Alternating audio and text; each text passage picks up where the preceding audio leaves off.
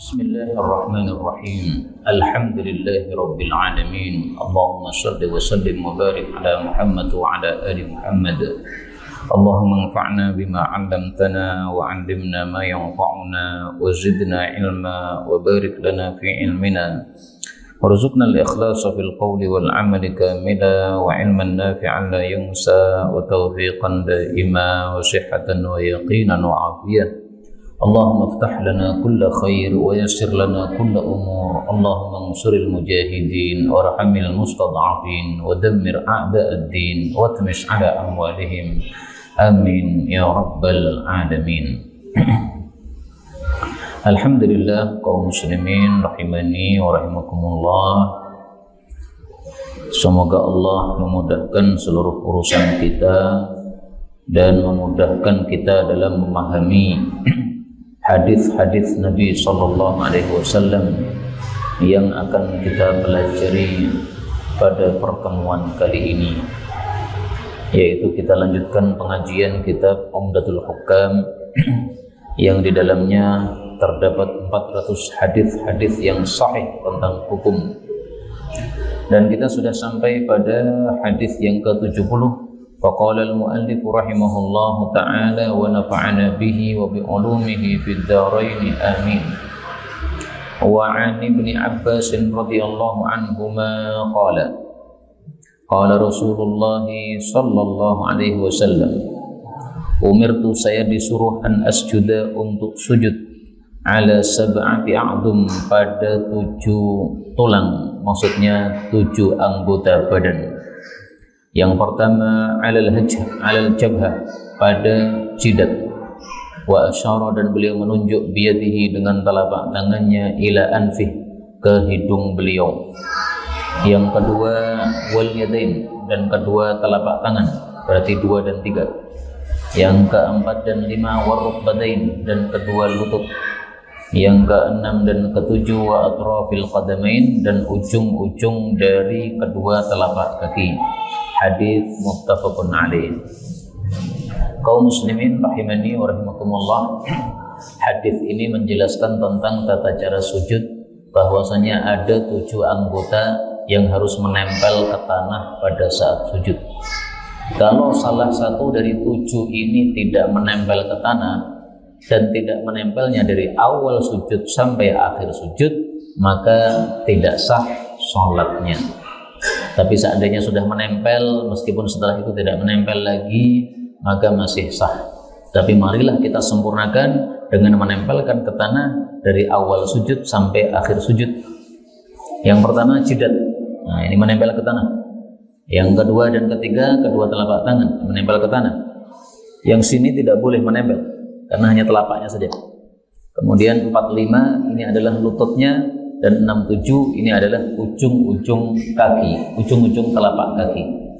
Ketika disebutkan ujung-ujung telapak kaki, berarti apa? Berarti telapak kaki ini harus ditekuk ini, Pak, sehingga ujung-ujungnya menempel ke tanah. Kalau tidak ditekuk begini, maka berarti tidak sesuai dengan sunnah baginda Rasulullah Sallallahu Alaihi Wasallam. Kemudian kita ambil beberapa faedah. Faedah yang pertama, di sini disebutkan umirtu, saya disuruh. Disuruh ini maksudnya disuruh oleh Allah Subhanahu wa taala. Jadi yang menyuruh Nabi Muhammad itu adalah Allah. Kok tahu dari mana? Karena perintah atau amaro ya'muru, perintah itu definisinya adalah tuntutan dari atas ke bawah. Rasulullah disuruh, berarti yang nyuruh adalah atasnya Rasulullah, yaitu Allah Subhanahu wa ta'ala. Kemudian faedah yang kedua, ini meskipun yang disuruh adalah Nabi, umirtu, saya disuruh, tetapi hukumnya berlaku juga untuk pengikut-pengikut beliau, termasuk kita umat Nabi Muhammad SAW. Kenapa? Karena perintah kepada Nabi, perintah juga untuk umatnya berdasarkan kaidah at-tabi'u tabi'un, pengikut itu mengikuti. Jadi Rasulullah disuruh apa, ya kita juga berlaku untuk kita juga. Faedah berikutnya, dalam hadis ini Rasulullah mengatakan jidat, tetapi beliau malah nunjuk ke hidung. hidung itu sini, jidat itu sini. Maka para ulama berselisih pendapat. Nabi mengatakan jidat tapi nunjuknya ke hidung. Ini maksudnya gimana? Pendapat pertama mengatakan yang wajib nempel itu jidat. Kalau hidungnya tidak wajib nempel. Tapi kalau nempel ke tanah lebih sempurna. Dan ini pendapat mayoritas para ulama. Pendapat sebagian ulama mengatakan karena beliau menunjuk ke hidung berarti dua-duanya wajib nempel. Jadi maksudnya jidatnya nempel dengan cara hidungnya ikut nempel sehingga sujudnya tidak menukik gini Pak, tapi leper gini ya, kaleser ya. Tidak menukik. Kalau menukik, nah ini berarti yang nempel bukan jidat kita ini tapi ubun-ubun kita. Yang nempel bukan hidung kita tapi apa? Bagian atas kepala kita. Karena ada dua pendapat seperti ini, paling bagus kita ambil yang aman, yaitu tempelkanlah hidung pada tanah pada saat kita sujud. Kita lanjutkan. Hadis 71. Wa an ibni Buhainah radhiyallahu anhu anna Nabiyya sallallahu alaihi wasallam karena adalah idza apabila salat farraja merenggangkan baina yadayhi di antara kedua tangannya hatta sehingga yabdua tampak bayadu putih ibtaihi kedua ketiak beliau. Hadis muttafaqun alaih. Hadis ini juga bicara tentang sujud. Sujud itu sunnahnya kedua tangan dibuka begini. Nah, karena dibuka maka putihnya ketiak ini terlihat oleh orang yang di belakang kita.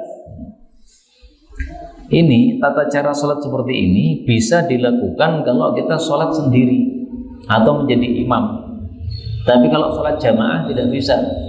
Karena kalau kita sholat jamaah kita renggangkan begini, nah ini nabrak sebelah kita. Maka pelaksanaan hadis ini dalam dua kondisi. Kondisi ketika jadi imam atau kondisi ketika sholat sendirian. Untuk wanita bagaimana? Apakah tata cara sujudnya sama dengan laki-laki? Di sini terjadi perselisihan pendapat di antara para ulama.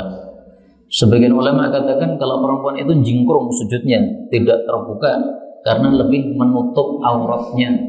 Tapi hadis yang mengatakan seperti itu tidak sahih. Karena itu pendapat yang saya pilih bahwa laki-laki dan perempuan hukumnya dalam bab sholat adalah apa? Sama saja, tidak ada perbedaan. Karena yang membedakan itu hadisnya tidak sahih.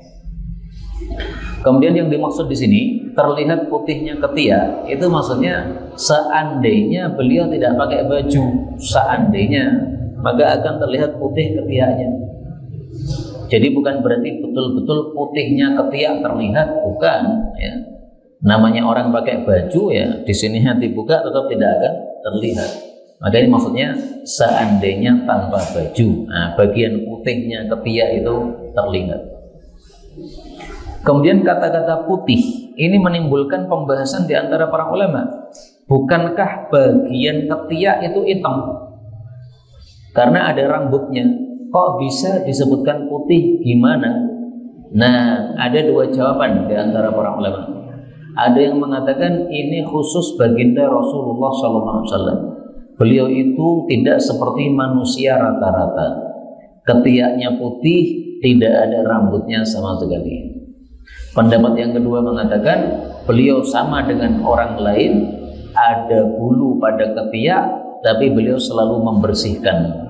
Nah, karena selalu dibersihkan, maka ketiaknya jadi putih bersih. Maka dari sini diambil pelajaran, hendaklah ketiak dibersihkan dari bulu-bulu. Cara membersihkan bulu ketiak dengan cara dicabut, bukan dicukur, bukan digunting. Kalau kumis ini digunting kok. Kalau rambut digunting, Kalau ketiak dicabut. Kalau bulu kemaluan dicukur. Jadi masing-masing bulu itu ada cara-caranya sendiri-sendiri untuk membersihkan. Seandainya dibolak-balik caranya sah, tetapi kurang utama. Bulu ketiak dipotong, sah tapi kurang utama. Bulu kemaluan cabuti, sah tapi kurang utama. Bahkan mungkin berbahaya, brodol kabeh, berdarah-darah. Untuk bulu hidung, ini saya temukan satu hadis, dan hadisnya ini baru saya baca karena dulu-dulu mungkin saya belum membaca atau enggak perhatian, tapi hadisnya tidak sahih. Uhfus syawarib, potong kumis, a'ful liha, biarkan jenggot, intifus sya'ral ladzi fil anaf, cabutlah bulu-bulu yang ada di hidung. Nah, maka bulu hidung itu nasibnya sama dengan bulu ketiak, dicabut. Karena kalau bulu hidung ini kita potong dengan gunting, itu nanti akan semakin panjang dan semakin tebal. Tapi kalau dicabut, maka tidak akan muncul lagi, atau muncul lagi tapi tidak sampai panjang. Nah, itu untuk bulu hidung. Dan pernah saya coba bulu hidung dicabut, sakit tapi tidak sampai berdarah. Satu bulu panjang, saya ambil. Ternyata bisa sesuai hadis ini, dicabut, tidak berdarah, tapi menyebabkan geli sehingga langsung bersin. Ya. Begitu bulu tercabut, langsung saya bersin. Ini hadis derajatnya dhaif, tapi seandainya diamalkan bagaimana? Tidak masalah. Ini bukan bab ibadah, ini hanya bab muamalah, tapi tidak meyakini sebagai sunnah baginda Rasulullah sallallahu alaihi wasallam. Hadis 72. Wa an Anas bin Malik radhiyallahu anhu anna Rasulullah sallallahu alaihi wasallam qanata qunut syahran, 1 bulan ba'da ruku', setelah ruku', yad'u, mendoakan ala ahya'in, kepada beberapa suku min ahya'il Arab, dari suku-suku Arab. Tsumma tarakahu, kemudian beliau meninggalkan qunut tersebut. Hadis muttafaqun alaih. Hadis ini bicara tentang kunut yang disebut dengan istilah kunut nazilah. Kunut ada 3, Pak. Yang pertama kunut witir. Pada rakaat yang ketiga salat witir. Setelah kita selesai membaca surat atau setelah kita ruku, kemudian sami Allahu liman hamidah, maka kita membaca kunut witir. Hadisnya sahih. Yang kedua, kunut subuh. Kunut subuh ini setelah kita rakaat yang kedua setelah ruku, jadi pas i'tidal, maka kita membaca doa kunut subuh. Tapi hadisnya tidak sahih, sehingga 2 mazhab tidak pakai kunut subuh. Mazhab Hanafi tidak kunut subuh, mazhab Maliki tidak kunut subuh, dan mazhab Hambali, betul ya, mazhab Hanafi dan Hambali tidak kunut subuh. Ha sama ha, Hanafi sama Hambali tidak kunut subuh. Yang pakai kunut subuh 2, mazhab Maliki sama mazhab Syafi'i. Maka rata-rata orang Indonesia pakai kunut subuh karena mazhabnya Syafi'i. Rata-rata orang Maroko pakai kunut subuh karena mazhabnya Maliki. Tapi di Saudi tidak pakai kunut subuh karena rata-rata mazhabnya Hambali. Nah, ini yang kedua. Yang ketiga, kunut nazilah.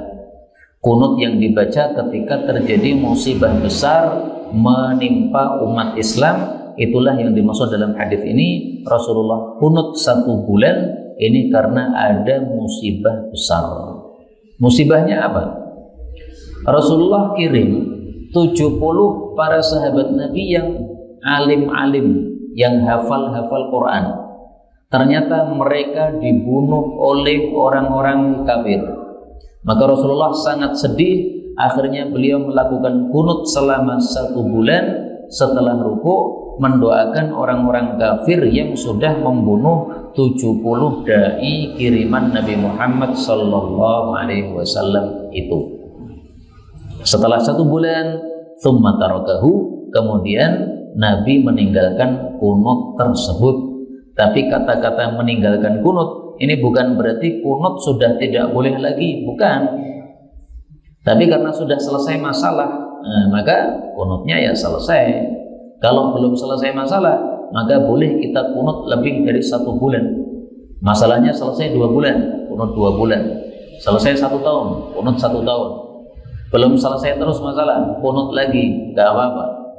Maka sampai hari ini kalau masih ada yang kunut nazilah tidak masalah, karena masih ada penyiksaan terhadap saudara-saudara kita di Palestina. Kemarin ada kejadian besar, pemimpin Hamas Ismail Haniyah, beliau dibom sampai wafat, mudah-mudahan syahid, amin ya rabbal alamin. Nah, seperti ini seandainya kita kunut nazilah gimana? Boleh. Seperti 70 orang dibunuh oleh kabilah-kabilah kafir, kunut nazilah. Maka pemimpin saudara kita Hamas di Palestina dibunuh oleh orang-orang kafir, kunut nazilah, mirip dengan kejadian ini, tidak masalah. Tidak kunut juga tidak apa-apa, karena hukumnya adalah sunnah. Kaum muslimin rahimani wa rahimakumullah, kunut ini tempatnya di mana? Di sini disebutkan ba'da ruku, setelah ruku.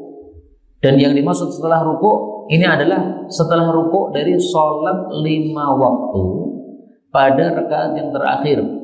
Kalau sholat subuh berarti rakaat kedua, kalau sholat maghrib berarti rakaat ketiga, kalau zuhur, asar, isya berarti rakaat yang keempat. Ruku, sami Allahu liman hamidah, Rabbana walakal hamdu, angkat tangan. Angkat tangan membaca doa kunut. Doanya isinya apa? Ala ahyain, mendoakan keburukan kepada orang-orang kafir. Atau yang kedua, mendoakan keselamatan kepada orang-orang yang beriman. Ini 2 doa semuanya pernah dilakukan oleh Rasulullah sallallahu alaihi wasallam. Saya tampilkan doa untuk keselamatan orang-orang beriman. Rasulullah ketika kunut mengucapkan sami Allahu liman hamidah, Rabbana walakal hamdu. Kemudian Allahumma anjil Walid bin al-Walid wa Salamah bin Hisham wa Ayyash bin Abi Rabi'ah wal mustad'afina minal mu'minin. Ini doa keselamatan atau doa kebaikan untuk kaum muslimin. Allahumma shdud wat'ataka ala mudar waj'alha sinin kasini Yusuf. Ini doa keburukan untuk orang-orang kafir. Jadi doa kunut nazilah isinya 2, untuk orang-orang beriman dan untuk orang-orang kafir. Yang orang beriman didoakan kebaikan, yang orang-orang kafir didoakan keburukan. Kaum muslimin rahimani wa rahimakumullah, kata-kata ini ba'da ruku, setelah ruku, ini jangan diganti sebelum ruku, karena ada hadis yang mengatakan kunutnya sebelum ruku, tetapi tidak sahih untuk kunut nazilah. Kata guru kami Syekh Mustafa Al-Adawi, kunut nazilah yang sahih itu adalah yang ba'da ruku, setelah ruku. Sebelum ruku tidak sahih, itu rawinya salah. Ini untuk kunut nazilah Pak. Tapi kalau untuk kunut witir maka boleh sebelum ruku. Sebelum ruku berarti setelah selesai baca surat. Misalnya surat An-Nas, minal jinnati wan nas. Kemudian angkat tangan, kunut nazilah. Kunut apa? Witir. Kalau sudah kunut witir kemudian Allahu Akbar ruku. Kalau sudah ruku kemudian sami Allahu liman hamidah, kemudian Allahu Akbar sujud. Tapi untuk Indonesia saya menyarankan kunut witirnya dilakukan setelah ruku. Kenapa? Karena mazhab Syafi'i katakan kunut witir setelah ruku. Juga karena rata-rata orang Indonesia itu taunya kunut setelah ruku. Kalau kita kunutnya sebelum ruku, itu nanti jamaah jadi rancu. Pernah saya buktikan. Saya ngimami sholat tarawih malam hari jam 2 di satu masjid. Di situ biasanya tidak ada kunut, tapi rata-rata orang Indonesia kalau kunut setelah ruku. Ini sudah saya beritahukan, bapak-bapak nanti saya kunutnya sebelum ruku. Nah ternyata bapak-bapak pada perhatian, tapi ada satu orang kurang perhatian. Begitu saya ruku, saya kunut selesai, kemudian saya Allahu Akbar ruku, maka ada satu orang yang mungkin kurang perhatian tadi, langsung dia Allahu Akbar sujud. Setelah dia sujud kaget, loh kok sing sujud aku tok. Akhirnya dia bangkit lagi. Nah, jamaah-jamaah yang lain pada ketawa-ketawa tapi menahan, karena kalau ketawa kan batal salatnya. Tapi begitu selesai sholat kemudian pada rame, hahaha, guyang-guyu. Nah, kan kasihan nih Pak, satu jamaah yang gara-gara biasanya taunya kunut setelah rukuk, gara-gara saya kunut sebelum rukuk, jadi malu dia karena ketahuan salah oleh seluruh orang masjid. Maka saya sarankan di Indonesia kunutnya setelah rukuk saja. 73. Mau nggak?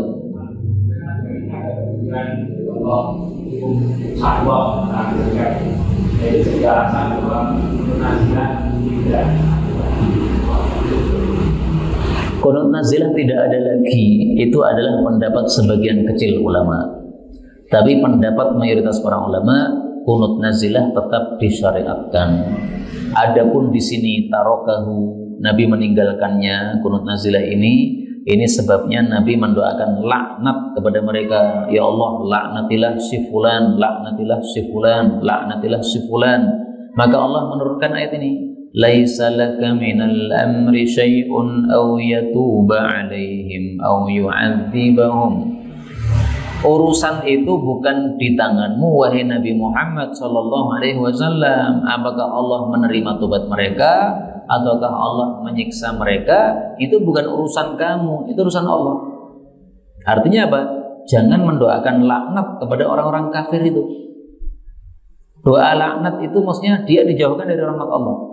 Padahal rahmat Allah itu terserah Allah. Mau saya kasih terserah saya, mau saya tidak kasih terserah saya.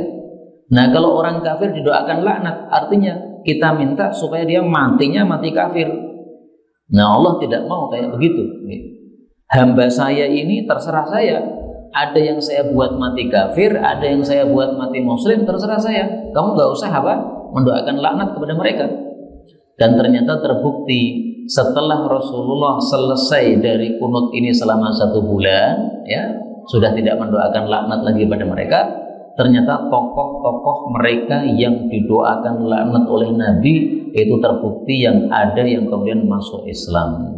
Setelah itu menjadi sahabat Nabi SAW. Berarti benar kata Allah, laisa laka minal amri syai'. Ini bukan urusan kamu.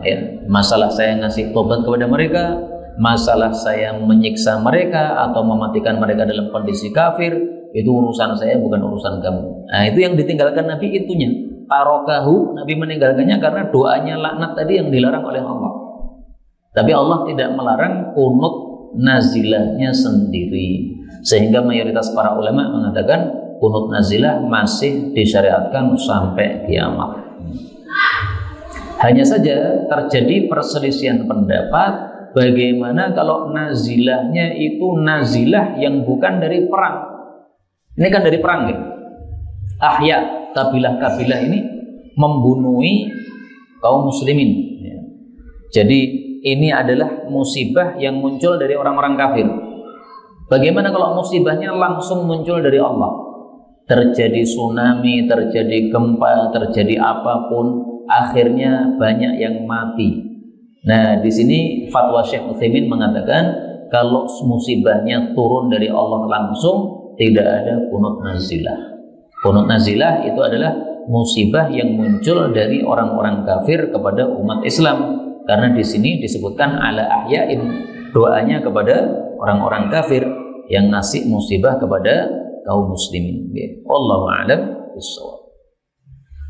73. Wa an Abdillah. Moga Pak. Sujud tapi iya. Itu kan ada yang mengatakan kalau kaki itu harus angkat, tapi kaki itu apa? Oh iya. Sujud kedua telapak kaki apakah harus merapat? Ini terjadi perselisihan pendapat di antara para ulama gara-gara ada hadis riwayat Hakim tetapi derajatnya diperselisihkan oleh para ulama. Kata Syekh Albani, hadis tentang merapatkan kedua telapak kaki pada saat sujud ini sahih, sehingga yang mengatakan sahih silakan mengamalkan. Tetapi banyak para ulama ahli hadis yang mengatakan hadisnya dhaif. Riwayat Imam Hakim dengan lafal roson. Roson itu artinya merapatkan.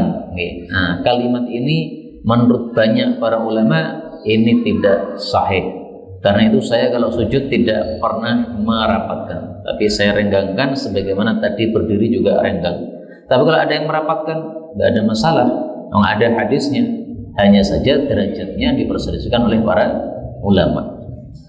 Jadi silahkan, rapat boleh, tidak juga boleh. Saya pilih tidak rapat. 73. Wa an Abdullah bin Mas'ud radhiyallahu anhu qala iltafata menoleh ilaina kepada kami Rasulullah sallallahu alaihi wasallam. Faqala lalu beliau bersabda, "Idza shalla ahadukum kalau seseorang salat falyaqul hendaklah mengucapkan doa at-tahiyyatu lillah was-salawatu wat-thayyibat. Assalamu alayka ayyuhan nabiy wa rahmatullahi wa barakatuh. Assalamu alayna wa ala ibadillahi salihin. Ashhadu an la ilaha illallah wa ashhadu anna Muhammadan abduhu wa rasuluh." Sampai di sini, Pak. Tidak ada selawatnya. Terus selawatnya kapan itu? Selawatnya setelah ini selesai. Tetapi menurut mayoritas para ulama dibaca pada tahiyat akhir. Maka mayoritas para ulama untuk tahiyat awal berhenti sampai wa asyhadu anna Muhammadan abduhu wa rasuluh berdasarkan hadis ini. Tapi seandainya di tahiyat awal kita tambahi selawat gimana? Boleh. Dan itu pendapat yang kedua dari para ulama, yaitu membaca di tahiyat awal sampai selawat kepada Nabi sallallahu alaihi wasallam. Sebelum kita lanjutkan, ada beberapa hal yang perlu saya jelaskan. Yang pertama, at-tahiyat model ini paling sahih. At-tahiyatu lillah wassalawatu wathayyibat. Semua penghormatan hanya milik Allah, semua salawat hanya milik Allah, semua yang baik hanya milik Allah. Ini yang paling sahih. Maka ini yang dipilih oleh Imam Bukhari di dalam kitab sahihnya. Adapun Imam Syafi'i memilih at-tahiyyatul mubarakatus shalawatut thayyibatu lillah. Tahiyat dan mubarakat dan shalawat dan thayyibat semuanya milik Allah. Kenapa Imam Syafi'i pilih ini? Karena riwayatnya lebih lengkap, ada tambahan mubarakat. Segala hal yang diberkahi itu milik Allah Subhanahu wa ta'ala. Nah, jadi pemikiran Imam Syafi'i, kalau ada 3 bacaan sama 4 bacaan, ini lebih utama diambil yang 4 bacaan. Mazhab Syafi'i pilih yang mubarakat, ngikuti Imam Syafi'i rahimahullah. Pemikiran Imam Bukhari beda lagi. Ini ada 2 riwayat, satunya 3, satunya 4, tapi yang 3 ini lebih sahih. Nah, yang dipakai yang paling sahih. Jadi cara berpikir ulama beda-beda. Imam Bukhari ahli hadis, maka yang dipikir mana yang paling sahih dipakai. Imam Syafi'i ahli fikih, maka beliau pemikirannya berbeda, mana yang lebih lengkap yang dipakai. Tapi dua-duanya boleh, terserah, bebas. Menurut saya kadang-kadang kita pakai yang ini, kadang-kadang pakai yang satunya. At-tahiyyatul mubarakatus shalawatut thayyibatu lillah. Lillahnya ditaruh di terakhir. Dan ini juga sahih dari riwayat Imam Muslim rahimahullah. Monggo, Pak. Kalau kita butuh istirahat, itu apakah dari angkatnya dari awal atau? Iya. Isyarat telunjuk, Pak. Isyarat telunjuk dalam tahiyat, apakah sejak awal at-tahiyatu lillah ataukah menunggu sampai asyhadu an la ilaha illallah. Nah, yang mana ini? Dua-duanya pendapat para ulama, sehingga semuanya sah. Saya ngikuti yang dari awal, at-tahiyatu lillah. Kenapa? Karena setelah saya cari hadis-hadis yang menunjukkan Allahnya ketika asyhadu an la ilaha illallah, menurut saya tidak ada yang sangat jelas menunjukkan hal itu.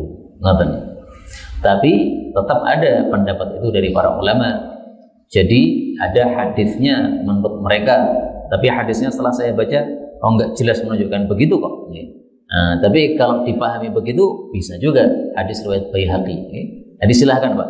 Kalau sudah terbiasa at-tahiyatulillah di awal silahkan. Kalau sudah terbiasa asyhadu an la ilaha illallah baru diangkat juga silahkan. Yang mengatakan illallah baru diangkat itu alasannya selain riwayat tadi juga karena supaya 3 anggota tubuh kita bareng.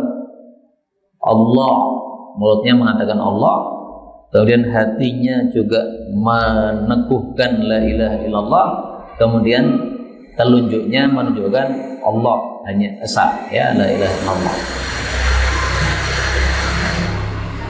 Faedah berikutnya, dalam hadis ini disebutkan assalamu alayka ayyuhan nabi. Dalam Sahih Bukhari itu ada riwayat yang lain.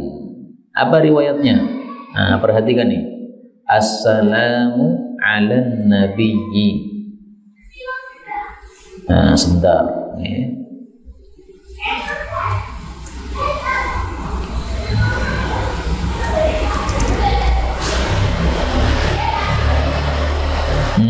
Enggak ada. Bentar. Assalamu alaika. Terus alan nabi. Mudah-mudahan ketemu. Nah ini Rasulullah ketika masih hidup kami mengucapkan assalamu alaika ayyuhan nabi. Falamma qubida, tapi tatkala beliau sudah wafat kami mengatakan assalamu alan nabiyyi. Ini hadis kalau dicari di Bukhari itu hadis nomor 6265. Nah, gara-gara hadis ini maka muncul 2 pendapat ulama. Pendapat pertama mengatakan berarti boleh kita assalamu alan nabi, boleh juga kita mengucapkan assalamu alaika ayyuhan nabi. Pendapat yang kedua mengatakan ini hadis tidak sahih. Kenapa tidak sahih? Kan ada di Bukhari. Nah, pendapat yang kedua ini mengatakan riwayat di Bukhari itu dipakai yang pertamanya, bukan yang keduanya. Ini adalah riwayat yang kedua. Riwayat yang pertamanya tidak pakai tambahan assalamu alan nabi ini. Sehingga Imam Bukhari itu mengurutkan, ini hadisnya yang sahih taruh di atas, hadisnya yang kurang sahih taruh di bawah. Ngoten. Nah, tapi ringkasnya silahkan saja kalau mau assalamu alaika ayyuhan nabi, ini hadisnya sahih. Silahkan saja kalau mau assalamu ala nabi, itu pendapat sebagian ulama kita rahimahumullah ta'ala. Yang penting isinya sama, ya, kita mengucapkan salam kepada baginda Rasulullah sallallahu alaihi wasallam. Baik, setelah selesai tahiyat apa yang kita baca? Summa kemudian liyatakhayyar, hendaklah memilih minat doa, dari doa a'jabahu ilaih, yang paling dia sukai, fayadahu, lalu dia berdoa. Ini menunjukkan doa pada saat selesai tahiyat itu bebas, doa apa saja terserah. Karena di sini Nabi mengatakan a'jabah, yang paling dia sukai. Anda suka doa apa? Doa Rabbi zidni ilman, silahkan. Doa sapu jagat, silahkan. Doa untuk orang tua, Rabbighfirli wali walidayya, silahkan. Salah satu bukti bahwasanya kita boleh berdoa bebas setelah tahiyat selesai itu adalah hadis Nabi sallallahu alaihi wasallam ketika ditanya oleh Abu Bakar As-Siddiq. Abu Bakar mengatakan, ya Rasulullah, ajari saya doa untuk saya baca di dalam salat. Kata Nabi, bacalah Allahumma inni zalamtu nafsi zulman katsiran kabiran wa la yaghfiru dzunuba illa anta faghfirli maghfiratan min indika warhamni innaka antal ghafurur rahim. Padahal ini doa nggak pernah diajarkan oleh Nabi kepada para sahabat di dalam salat. Belum pernah Nabi mengatakan kalau salat bacalah doa ini, belum pernah. Tapi begitu Abu Bakar tanya, tolong ajari doa untuk saya baca ketika sholat, beliau menyuruh baca doa ini. Maka ini menunjukkan boleh kita baca doa bebas setelah kita selesai tahiyat sebelum kita mengucapkan salam. Ini doanya termasuk waktu-waktu yang mustajab doa. Hanya saja doa ini harus berbahasa Arab, tidak boleh berbahasa Jawa atau bahasa Indonesia. Kenapa? Sahabat Nabi sangat banyak, ada yang orang Arab, ada yang non-Arab, ada Salman Al-Farisi orang Persia, ada Suhaib Ar-Rumi orang Romawi, tapi tidak pernah ada satupun riwayat sahabat Nabi sholat dengan bahasa non-Arab. Berarti sholat dari awal sampai akhir harus dengan berbahasa Arab. Maka doa ini meskipun bebas, tapi harus dengan bahasa Arab. Tapi saya jujur ya, sebagian ulama berpendapat yang tidak bisa bahasa Arab, boleh doa bebasnya dibaca dengan bahasa terserah. Bahasa Indonesia, bahasa Jawa, boleh menurut sebagian ulama. Tapi kita pakai pendapat yang hati-hati saja, pakai berbahasa Arab. Adapun doa yang dikhususkan oleh Nabi setelah tahiyat selesai sebelum salam adalah doa ini. Allahumma inni a'udzubika min adzabi jahannam wa min adzabil qabr wa min fitnatil mahya wal mamat wa min syarri fitnatil masihid dajjal. Ini kapan dibacanya? Idza faragha, apabila selesai ahadukum, masing-masing kalian, minat tasyahudil akhir, dari tasyahud yang terakhir, yaitu tasyahud yang kedua. Nah, maka doa perlindungan ini dibaca setelah tasyahud yang kedua, bukan tasyahud yang pertama. Tapi seandainya tasyahud yang pertama baca doa ini gimana? Sah. Karena waktu-waktu sholat itu kita membaca doa kepada Allah, wirid kepada Allah, itu tidak membatalkan sholat kita. Hanya kalau mau sesuai sunnah, ini doa hanya dibaca di tahiyat akhir ya. Ini adalah doa yang disarankan Nabi, tapi tidak wajib.